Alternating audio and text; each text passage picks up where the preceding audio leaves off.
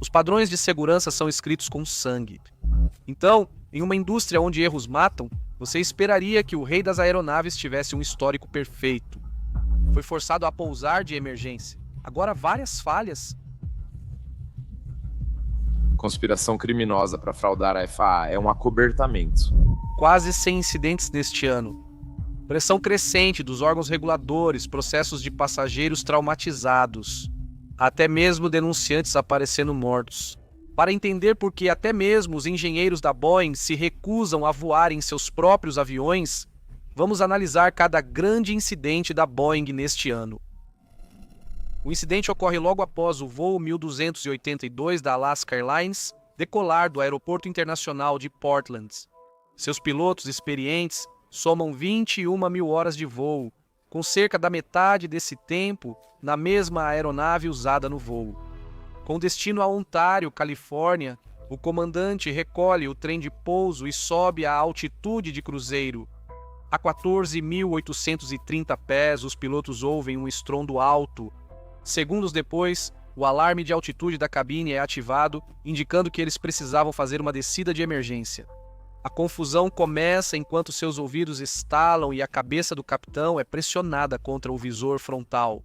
Ao mesmo tempo, o ar sai da cabine de comando com tanta violência que o fone de ouvido do capitão quase é arrancado de sua cabeça. O fone do primeiro oficial é totalmente arrancado. Eles colocam as máscaras de oxigênio e, segundos depois, a porta da cabine se abre com força. O vento atravessa a cabine, dificultando as comunicações. Com receio, eles avisam o controle de tráfego aéreo e declaram emergência. Enquanto isso, os passageiros na cabine principal ficam surpresos. Máscaras de oxigênio caem automaticamente do teto e há um buraco enorme no lado esquerdo da aeronave. O chamado tampão de porta, um painel usado para cobrir a saída de emergência, não utilizada na fileira 26, se separou do avião. A milhares de metros de altura, eles têm uma visão clara do céu noturno. Um garoto sentado na fileira da saída de emergência chega a ter sua camiseta sugada para fora enquanto sua mãe o segura desesperadamente no assento. Um passageiro sentado uma fileira atrás tem seu celular, sapatos e meias arrancados, mas é salvo pelo cinto de segurança. É assustador não ter controle. A sucção era tão forte que eu me agarrava para sobreviver. Após receber relatos alarmantes da cabine, o capitão inicia os procedimentos para retornar a Portland. 2 minutos após a separação do tampão da porta, o controle autorizou a descida rápida da tripulação e alertou os serviços de emergência. Enquanto o capitão desce para a segurança de 10 mil pés passageiros, se perguntam quem falta nos assentos ao lado da porta ausente. Sussurros percorrem o avião. Já estavam vazios antes? Após 8 minutos tensos, o voo AS-1282 pousa em segurança. Felizmente, os 2 assentos ao lado do buraco nunca foram ocupados.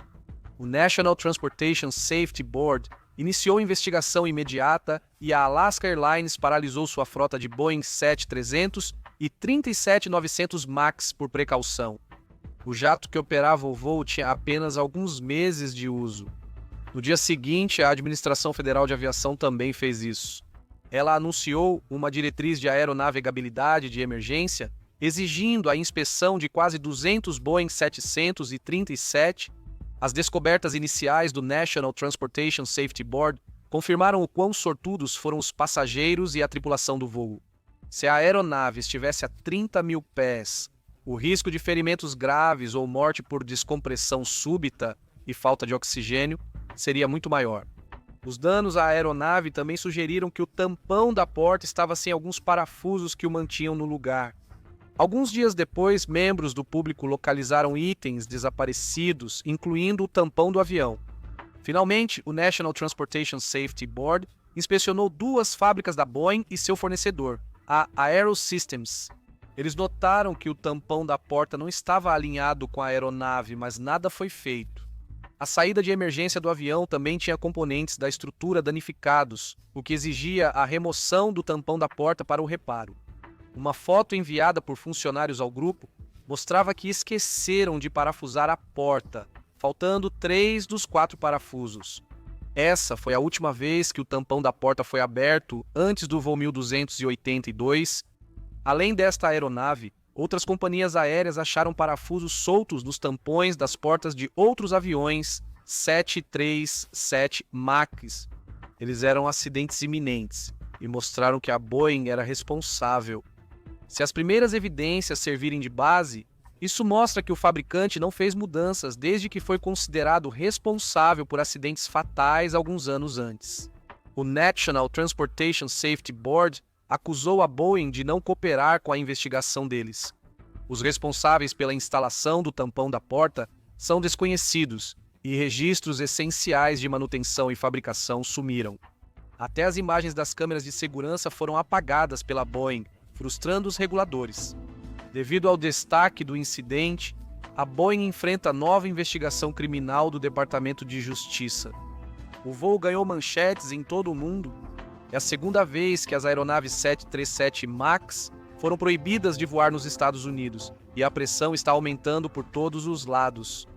Nas semanas seguintes, mais incidentes foram relatados em todo o mundo. Enquanto isso, o popular buscador de voos Kayak registrou uma demanda 15 vezes maior que o normal pelo seu filtro de aeronaves, que permite aos usuários evitar voar em aviões Boeing 737 MAX. Em fevereiro, o voo 1539 da United Airlines fazia um voo regular para o Aeroporto Internacional de Newark. Ele decolou no horário programado e teve um voo tranquilo, pousando na pista 2 horas e meia depois. Enquanto a aeronave diminuía após o pouso, o comandante notou que os pedais do leme estavam travados na posição neutra. O leme ajuda os pilotos a manter a aeronave alinhada com o centro da pista, apesar de ser possível contornar isso. Isso é particularmente importante em ventos cruzados, já que ventos fortes podem tirar uma aeronave da pista durante a decolagem ou o pouso. Se o sistema falhasse segundos antes e o voo 1539 enfrentasse uma rajada de vento, a tripulação pouco poderia fazer. O leme é igualmente vital no ar. Ele controla o guinada da aeronave, seu movimento de um lado para o outro. Então, embora seja possível voar quando os controles do leme estão travados, é muito mais desafiador. No solo, pilotos viram a aeronave em baixas velocidades usando a roda do nariz e um manche de direção. Com a velocidade reduzida, o voo 1539 poderia deixar a pista por uma saída rápida. Cerca de 10 minutos após o pouso, os pedais do leme voltaram ao normal. Ao testar, descobriu-se que uma válvula hidráulica ficava menos responsiva quando exposta a baixas temperaturas. Isso travou o leme e o pedal de controle do piloto ficou sem resposta. Como esse foi um evento isolado, nenhuma outra ação foi tomada para inspecionar outras aeronaves, e a investigação do National Transportation Safety Board continua em andamento. No entanto, caso um voo experimente pedais travados durante o pouso ou a decolagem, a habilidade do piloto decidirá o destino dos que estão a bordo. Em resposta à queda no histórico de segurança, a FAA restringiu a Boeing de expandir sua fábrica até que resolvesse os problemas de segurança com as aeronaves 737 MAX. Apenas 2 dias depois, outra aeronave da Boeing fez com que os pilotos torcessem por uma fuga de sorte. O voo de carga 211 da One Air saiu de Heathrow, Londres, para Hong Kong. Meia hora depois, a aeronave teve sérios problemas. Ao sobrevoar o Mar do Norte, 2 geradores elétricos da aeronave desligaram, deixando o voo 211 com metade da energia padrão. Isso causou a falha de 2 barramentos elétricos, que normalmente distribuem energia para todos os sistemas a bordo. Pouco depois, a tripulação perdeu o aquecimento do piloto. Sem aquecimento, sensores de velocidade do ar poderiam congelar, afetando quase todos os instrumentos de voo. A situação piorou quando os problemas elétricos fizeram a tripulação perder a navegação lateral. Esse sistema orienta o piloto automático e permite que a tripulação siga rotas e pontos de referência. Com a falha dos sistemas, a tripulação avisou o controle de tráfego aéreo sobre problemas elétricos e solicitou vetores de radar para a navegação. Seguiram com o voo 211 para Heathrow, em Londres, torcendo para que nada mais falhasse antes do pouso seguro. Mas o clima em Heathrow estava quase no limite legal permitido. Devido às condições da aeronave, a tripulação desviou para Amsterdã e voou manualmente com vetores do controle de tráfego aéreo. 45 minutos depois, pousaram em segurança e o avião foi interditado. Como os barramentos elétricos alimentam todos os sistemas da aeronave, as consequências poderiam ter sido devastadoras para as vidas a bordo e o público abaixo. O voo 211 está sendo investigado e, mesmo que seja um caso isolado, há várias outras causas de acidentes como a Boeing demonstraria. De forma incomum, a Boeing não exibiu seus jatos comerciais no Singapore Air Show, preferindo evitar os holofotes. Poucos dias depois, o voo 3111 da TUI Airlines Bélgica parte do aeroporto de Bruxelas. Como parte da maior empresa de lazer, viagens e turismo do mundo, seus passageiros estão ansiosos por uma pausa relaxante na cidade turística egípcia de Sharm el-Sheikh. Infelizmente, para os turistas, o voo nem sequer conseguirá sair da Bélgica. Logo após a decolagem, a tripulação nota que a aeronave não informa corretamente a altitude. Eles realizam uma série de verificações no ar e identificam o transponder como o problema. O Boeing 737-800 MAX tem só 6 anos e meio de uso, por isso não deveria ter falhado tão cedo, representando risco à segurança pública.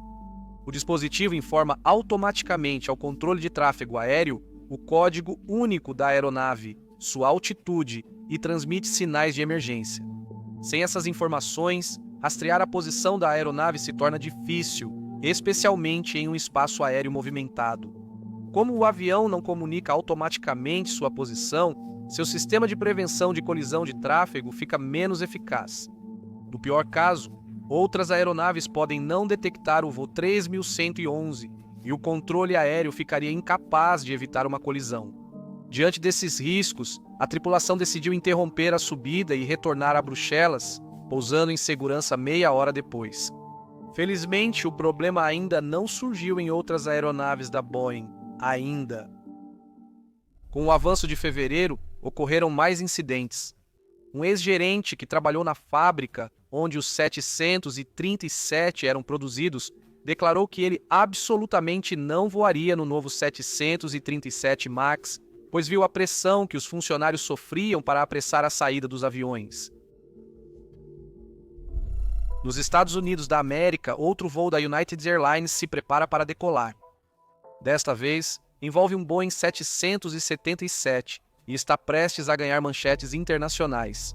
Por volta do meio-dia, o voo 35 da United Airlines deixa o portão de embarque no Aeroporto Internacional de São Francisco. Rumo a Osaka, no Japão, ele decola e quase imediatamente perde um pneu do trem de pouso traseiro esquerdo. Observadores de aviões e moradores locais registram o momento com suas câmeras e é possível ver um pneu de 120 quilos caindo no estacionamento dos funcionários do aeroporto. A tripulação, no entanto, não faz ideia do que aconteceu. Eles recolhem o trem de pouso e continuam subindo em altitude. 5 minutos depois, o controle de tráfego aéreo informa a tripulação, que confirma que uma roda está faltando no trem de pouso. O comandante informa os passageiros sobre a situação e decide fazer um pouso de emergência de volta em São Francisco. Com permissão do controle de tráfego aéreo, o voo 35 sobe a 30 mil pés e permanece lá por mais de 1 hora para verificações de segurança. Felizmente, as rodas restantes e o trem de pouso estão intactos, mas sem uma roda estão pesados demais para pousar. O controle de tráfego aéreo autoriza o comandante a despejar combustível em área segura. Eles demoram cerca de 25 minutos para perder peso e pousar com segurança. Enquanto isso, a tripulação decidiu desviar para o Aeroporto Internacional de Los Angeles como precaução. O voo 35 pousa no LAX sem incidentes. Os serviços de emergência estão de prontidão, mas não há relatos de feridos entre os 255 passageiros e tripulantes. Um passageiro do voo 35 relatou a cena depois. Normalmente não se vê combustível sendo despejado de um avião ou a roda do míssil, então foi um pouco desconfortável por um tempo. Em São Francisco, carros estacionados foram esmagados pela roda do avião. A cerca do aeroporto foi danificada e um funcionário de segurança se feriu ao remover os destroços. Felizmente, uma sequência conveniente de eventos fez com que ninguém estivesse na área quando a roda caiu. Então, novamente, o que poderia ter causado ferimentos fatais é lembrado como um grande susto. Isso novamente colocou a Boeing sob maior escrutínio, e a narrativa rapidamente se transformou em uma preocupação generalizada. Afinal, quando se trata da Boeing, uma roda gigantesca pode cair em cima de você a qualquer momento. A FAA não divulgou muitas informações até o momento desta gravação, e a investigação continua em andamento. Então, até que mais detalhes sejam divulgados, só podemos especular sobre o que fez a roda se soltar. Apenas alguns dias se passaram até que o próximo grande incidente com um avião da Boeing acontecesse. O incidente envolveu falhas já conhecidas nos modelos Boeing 780 e 7800 e 900, o voo 800 da LATAM. Chile, com 239 passageiros e 9 tripulantes, segue para o Aeroporto Internacional de Auckland pelo Pacífico. Pouco antes do pouso, a aeronave inicia uma descida repentina e descontrolada, despencando cerca de 120 metros em um instante. Foi assustador, parecia um filme de terror. Vi pessoas sendo lançadas ao teto e caindo no chão. As pessoas foram arremessadas para cima no avião. O teto do avião estava danificado em vários pontos, onde pessoas atravessaram o forro. O capitão e o primeiro oficial tentam desesperadamente tirar a aeronave do mergulho, mas o avião se recusa a responder. Os instrumentos deles apagaram. Foi assustador, foi violento e parecia que havia pertences espalhados por todo o avião. Testemunhas dizem que muitos tripulantes não conseguem andar. Felizmente, médicos a bordo ajudaram a tripulação a cuidar dos feridos, colocando colares cervicais e prestando primeiros socorros. Com painéis internos do teto danificados, vários feridos e sangue de passageiros no teto, os pilotos recuperam o controle da aeronave. Abalado, o capitão contata o controle de tráfego aéreo. Ele relata que a aeronave perdeu todos os instrumentos por instantes e que os passageiros precisam de atendimento médico. Como o voo está a menos de 1 hora do pouso, ele segue para o Aeroporto Internacional de Auckland. Eles pousam em segurança e 50 passageiros são atendidos por paramédicos. Um passageiro pergunta aos pilotos o que houve. Me aproximei e perguntei o que foi aquilo. E a única resposta dele foi: perdi o controle do avião. Os mostradores apagaram. Seguiu-se uma investigação intensa. Como o incidente foi em águas internacionais, a responsabilidade ficou com a Autoridade de Aviação Civil do Chile. O relatório confirmou que o assento do capitão se moveu involuntariamente para a frente, e isso provavelmente fez com que ele empurrasse o manche para a frente. É possível que um comissário tenha acionado o interruptor acidentalmente ao servir a refeição, agravando a situação quando o capitão perdeu o controle do voo por instantes. Isso destaca mais um caso de má qualidade de fabricação e a Boeing sabia do problema. Em 2017, enviaram uma mensagem aos clientes das companhias aéreas. As tampas dos interruptores do assento eram conhecidas por se soltarem. Eles aconselharam os clientes a aplicar adesivo nas tampas como solução. E sim, você ouviu corretamente. Uma empresa que cobrava mais de 200 milhões de dólares por aeronave pediu às companhias aéreas para colarem os assentos dos pilotos. É uma falha de design potencialmente fatal que afeta mais de 1.000 aeronaves. Até agora, a única ação que a Boeing tomou foi divulgar um memorando instruindo as companhias aéreas sobre como desativar os motores que movem os assentos. Foi nessa época que o órgão regulador de aviação da Europa anunciou que deixaria de reconhecer as aprovações de segurança dos Estados Unidos para os jatos da Boeing, se necessário. Isso aconteceria caso mais acidentes fatais viessem a ocorrer no futuro. Voltamos para a Holanda para o nosso próximo incidente, onde a tripulação desta aeronave enfrentou um problema técnico no pior momento possível. O voo 1074 da KLM estava em sua aproximação final ao aeroporto de Schiphol, em Amsterdã, quando a tripulação iniciou uma arremetida. Mas, ao contrário de problemas climáticos ou congestionamento aéreo, o Boeing 7300 e 737-900 não pousou devido aos flaps travados. Para pousar com segurança, pilotos costumam usar flaps de 30 a 40 graus, mas não passavam de 25 graus. Nessas circunstâncias, o pouso se torna uma tarefa difícil. A aeronave deve descer mais rápido devido ao ângulo limitado dos flaps, exigindo uma pista mais longa para desacelerar. Isso também altera as características de manuseio da aeronave. Com ventos cruzados, descer mais rápido e com menos arrasto pode deixar a aeronave bem mais instável. Foi isso que o capitão do voo 1074 experimentou. Obtivemos um ganho significativo de velocidade, pois ela chegou a 200 nós na aproximação final curta. Pensando na segurança dos passageiros, a tripulação entrou em espera. Subindo a 3.000 pés, tentaram identificar o problema com várias listas de verificação.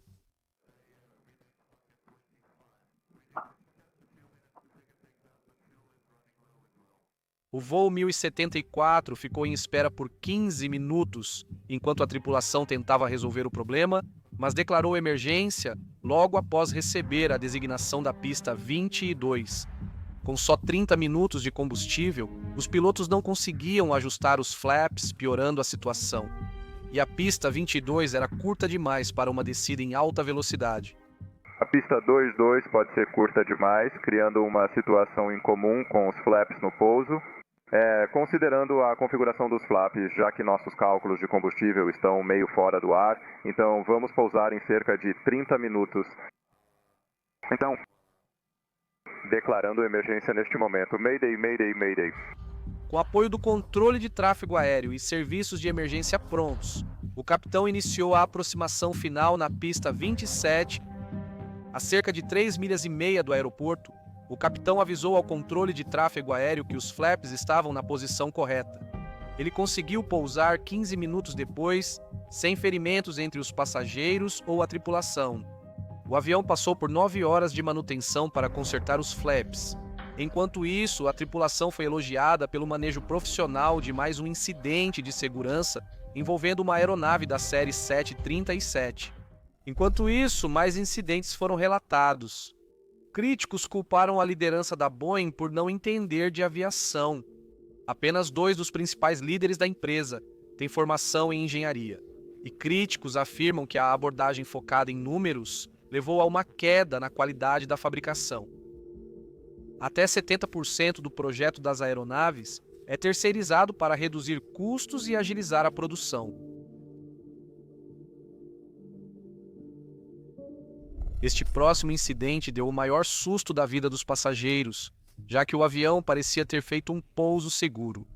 Corendon é uma companhia aérea de baixo custo que operava mais um Boeing 737. O voo 1031 estava no ar há 6 horas e estava com a lotação máxima.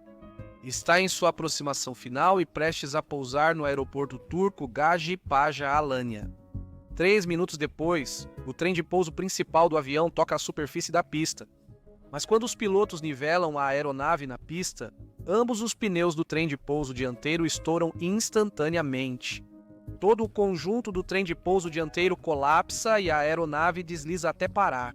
Enquanto isso, a tripulação cuida da evacuação de emergência dos passageiros. O 737 do voo ficou na pista para inspeção. A Corendon Airlines confirmou posteriormente que não houve danos à fuselagem do avião nem à pista, mas não forneceu detalhes sobre a causa do acidente. O incidente aconteceu 2 dias após a Boeing admitir aos reguladores que não fez inspeções de segurança obrigatórias nos aviões 787 Dreamliner. Surpreendentemente, um Boeing 767 da FedEx fez pouso de emergência em Istambul um dia antes do incidente da Corendon. O trem de pouso dianteiro falhou e o jato foi filmado deslizando até parar na pista. Infelizmente para os passageiros, o voo 1031 não será o último acidente com um 737 que veremos ao longo do ano. Em maio, as ações da Boeing caíram 30% em relação ao início do ano, enquanto a imprensa negativa seguia prejudicando sua reputação. Mesmo assim, os acionistas aprovaram um pacote salarial de quase 33 milhões de dólares para o diretor executivo. Pouco mais de 2 semanas depois, um voo da Southwest Airlines sofreu uma falha técnica grave após decolar de Phoenix, Arizona. Pouco depois da decolagem, o voo 746 atingiu sua altitude de cruzeiro e seguia para o aeroporto internacional de Oakland. 10 minutos depois, a aeronave tornou-se instável. Como em um brinquedo de parque, os passageiros foram balançados de um lado para o outro. Quanto aos pilotos, eles haviam perdido o controle da cauda vertical e do leme. O avião podia seguir em sua direção geral e manter sua altitude, mas estava balançando e inclinando de um lado para o outro. Conhecido como Dutch Roll, sem intervenção, e isso poderia destruir a estrutura da aeronave. Os pilotos não sabiam que a unidade de controle de potência dos controles do leme vertical estava danificada.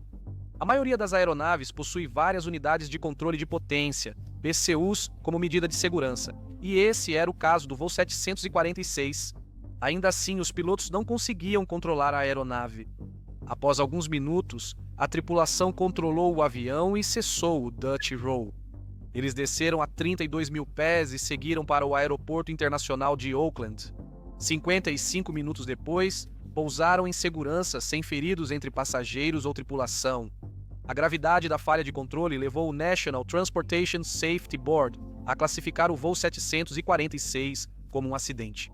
A aeronave ficou em solo após as investigações apontarem problema no amortecedor de guinada, que controla movimentos excessivos. Eles também descobriram danos nos componentes estruturais, o que afetou a resistência da seção do estabilizador vertical e causou a falha tanto das UCPs primárias quanto das secundárias.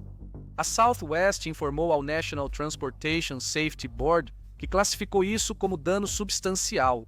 Depois, ele foi transferido para uma instalação de engenharia em Everett, Washington, para extensos reparos. Como o avião tinha menos de 2 anos na época, não está claro como tal dano poderia ter ocorrido. Uma possível resposta é que os materiais usados na fabricação da aeronave eram de qualidade inferior. A FAA investiga a Boeing por falsificar documentos sobre a qualidade do titânio em suas aeronaves. A Boeing, no entanto, afirma que obtém os materiais de um fornecedor externo e que apenas os documentos são falsos. De qualquer forma, é uma admissão chocante e o evento de Dutch Roll provocou novos esforços de ativistas pela segurança para melhorar a qualidade das aeronaves. Em junho, o Subcomitê de Investigação do Senado chamou o diretor executivo David Calhoun para responder sobre os problemas de segurança persistentes da Boeing.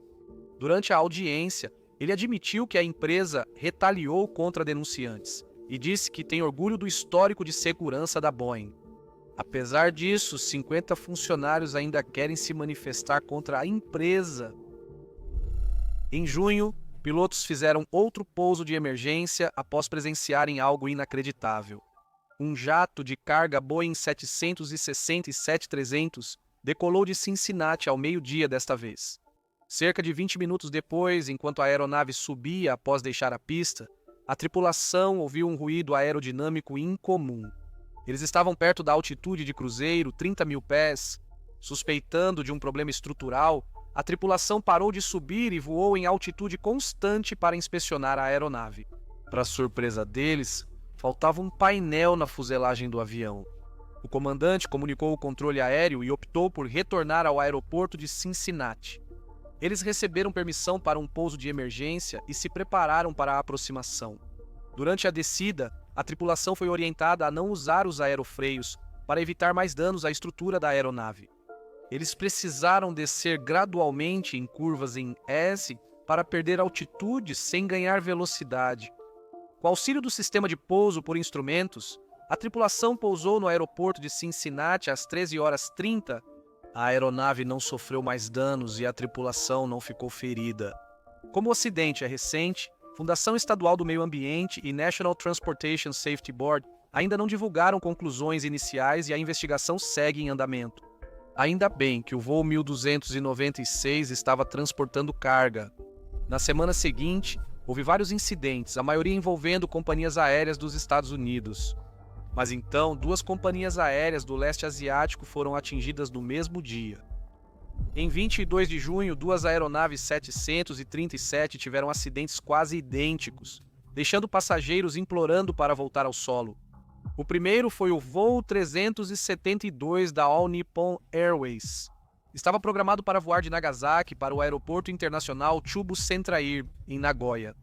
Por ser uma rota regional relativamente tranquila, ninguém esperava o drama que se desenrolaria na hora seguinte. Após decolar normalmente, a aeronave estava no nível de voo 250 e iniciou a descida para Nagoya. Sobrevoando a prefeitura de Wakayama, o sistema de alerta de pressão da aeronave soou na cabine. Nessa altitude, queda de pressão na cabine pode ser catastrófica. A preocupação imediata é com a fragilidade estrutural, como vimos no incidente do tampão de porta da Alaska Airlines. Os outros problemas são os efeitos da hipóxia ou falta de oxigênio, doença descompressiva e barotrauma, ambos causados por mudanças na pressão do ar sobre o corpo humano. Se os pilotos não lidarem bem com a situação, todos a bordo podem sofrer lesões graves. Isso é, se eles conseguirem voltar para casa para começo de conversa. Dito isso, o capitão contatou o controle de tráfego aéreo, declarou emergência e foi autorizado a descer para 3.000 pés. Enquanto isso, as máscaras de oxigênio foram acionadas manualmente na cabine, e os passageiros sofreram os efeitos da baixa saturação de oxigênio e da descompressão rápida. Pouco depois de atingir 3.000 pés, a pressão da cabine se estabilizou. Em resposta, a tripulação de voo cancelou o estado de emergência e seguiu para o aeroporto internacional de Chubu Centrair. O voo 372 pousou em segurança 15 minutos antes do previsto. Apesar de ter chegado no horário, não foi sem incidentes. 7 passageiros e os 4 comissários de bordo tiveram dor e dificuldades auditivas após o voo, e o sofrimento traumatizou outros. O Conselho de Segurança de Transporte do Japão classificou o caso como grave e, dias depois, anunciou que uma falha no sistema de pressurização causou a queda da pressão da cabine do voo 372. A notícia de que o avião tinha menos de 6 anos causou indignação na imprensa e no público em geral. Era também o modelo de aeronave que ficou proibido de voar por 2 anos após os acidentes fatais do voo 610 da Lion Air e do voo 302 da Ethiopian Airlines, nos quais ficou comprovado que falhas de projeto foram responsáveis. Auditores da FAA encontraram 97 casos de não conformidade da Boeing ao inspecionar a fábrica onde as aeronaves eram construídas. Novamente, conversas online tratavam de evitar aeronaves Boeing ao reservar voos, e até quem pouco se interessava por aviação sabia o que era um Boeing 737 MAX. E se a Boeing tentasse argumentar que isso foi um caso isolado, os eventos do último incidente da nossa lista desmentem essa teoria. No mesmo dia, um segundo incidente ocorreu a 600 milhas a noroeste de Nagoya e deixou passageiros sangrando e em estado de choque. Após uma decolagem rotineira de Seul, os pilotos começaram a subir para a altitude de cruzeiro e corrigiram o curso do avião para seguir em direção a Taiwan. Aproximadamente 50 minutos depois, no entanto, isso mudaria. Enquanto a aeronave sobrevoava a ilha de Jeju, a tripulação de voo percebeu uma anomalia na pressão da cabine. Depois foi registrado um erro no sistema de pressurização da cabine da aeronave. A aeronave da Korean Airlines teve o mesmo problema que feriu 13 pessoas no Japão apenas algumas horas antes. Em contato com o controle de tráfego aéreo, o capitão fez uma descida de emergência. A autorização foi dada e a aeronave desceu a 26.000 pés em 11 minutos. A rápida perda de altitude afetou tanto os passageiros quanto a tripulação. Vários passageiros começaram a hiperventilar e crianças começaram a chorar em desespero. Alguns ficaram tontos e vários passageiros sentiram dores de cabeça e nos ouvidos. Para piorar, a descida de emergência ocorreu após o serviço de bordo, e a tripulação preparava a cabine enquanto as máscaras de oxigênio eram liberadas aos passageiros. Passageiros relataram que o avião despencou de repente, gerando turbulência intensa, como em uma montanha-russa. Alguns temiam que o avião caísse. Diferente da All Nippon Airways, a pane do voo 189 não se resolveu sozinha. Após problemas médicos a bordo, a tripulação foi autorizada a pousar de emergência. Eles permaneceram em baixa altitude e retornaram ao Aeroporto Internacional de Incheon. Para alívio dos passageiros, o voo 189 pousou em segurança de volta em Seul, 3 horas e meia após sua partida inicial. Serviços médicos aguardavam o retorno deles. 2 passageiros tiveram sangramento nasal e 15 sentiram dor de ouvido ou dificuldade para respirar. Dos feridos, 13 foram hospitalizados e receberam alta sem lesões graves. Após o ocorrido, a Korean Airlines pediu desculpas aos passageiros afetados e ofereceu uma compensação de dólares americanos 10 mil para aqueles com ferimentos leves. A compensação para os passageiros mais gravemente afetados não foi divulgada. Eles também receberam refeições compensatórias, transporte e acomodação antes de, um tanto relutantes, voarem para Taiwan no dia seguinte. A aeronave em questão foi inspecionada pela companhia aérea, que aguarda as conclusões completas das autoridades de segurança. Relatórios iniciais do Conselho de Investigação de Acidentes de Aviação e Ferrovia da Coreia focam no sistema externo de admissão de ar como a causa do incidente. Durante a pandemia global, a companhia aérea perdeu muitos funcionários qualificados e experientes. O Conselho de Investigação alega que isso resultou em manutenção inadequada, o que causou a falha durante o voo. No entanto, eles também mencionam um problema de projeto já conhecido nas aeronaves da Boeing que contribuiu para os acontecimentos. Eles relatam que todos os dispositivos de pressurização desligam quando o sistema do avião falha. Isso torna a situação ainda mais grave, já que não há contingências disponíveis, o que obriga a tripulação a tomar medidas drásticas. Teremos que esperar pelas conclusões finais nos próximos meses, mas parece possível que a Boeing mais uma vez terá perguntas a responder. Como uma menção honrosa, os problemas da Boeing até se estendem ao espaço. A espaçonave Starliner da Boeing retorna à Terra sem sua tripulação. 2 astronautas seguem sem data de retorno, praticamente presos na Estação Espacial Internacional. Eles já deveriam ter voltado há semanas. Os engenheiros estão concentrados em lidar com alguns propulsores defeituosos, mas isso ainda pode levar semanas. Se tem uma coisa que podemos aprender com os acidentes que cobrimos hoje, é que não há margem para erro na aviação. Mais de 10 mil aeronaves da Boeing estão em serviço hoje. Isso representa quase metade da frota mundial. Vamos torcer para que a batalha judicial em andamento entre as vítimas, os denunciantes e os esforços dos órgãos reguladores da indústria resulte em céus mais seguros para todos nós. Assista a este episódio a seguir se você achou este vídeo interessante. Por favor, deixe um like e um comentário se quiser apoiar o canal.